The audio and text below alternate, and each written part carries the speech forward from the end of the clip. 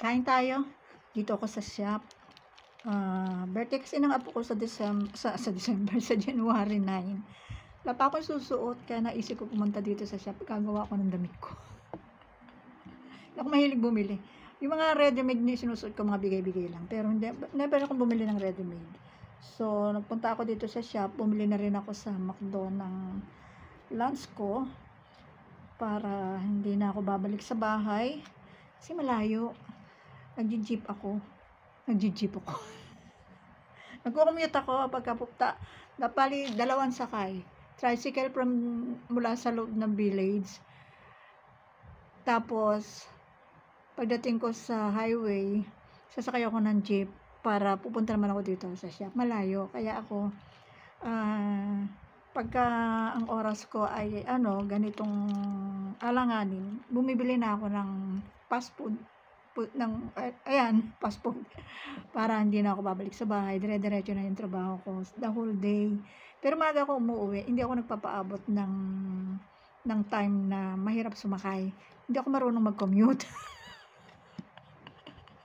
Joke lang. Hindi totoo, hindi ako sanay sumakay mag-isa. Dati kasi pag lumalabas ako, may kasama ako na nagga-guide sa akin kung paano, para hindi ako madapa. Kasi medyo may pagka, ano ba tawag doon? Madali ako madapa eh. Alam mo yun na, senior na, mahina tuhod ko. Pag nakikipag-agawan. Kaya hindi ako sanay nakikipag-agawan sa jeep. Like may sasakyan naman kasi ang daughter ko, pag lumalabas kami, hindi ako sanay nang nagko-commute na mag-isa.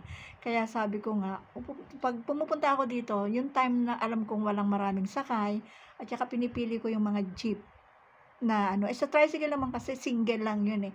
Pag sumakay ka doon, ikaw lang mag-isa. Tsaka mas gusto kong sumasakay ng tricycle, wala akong kaagaw. Tapos yung jeep naman, siyempre, ang pinipili ko yung mga jeep na walang maraming laman. Tapos, ang hirap-hirap umakyat sa jeep.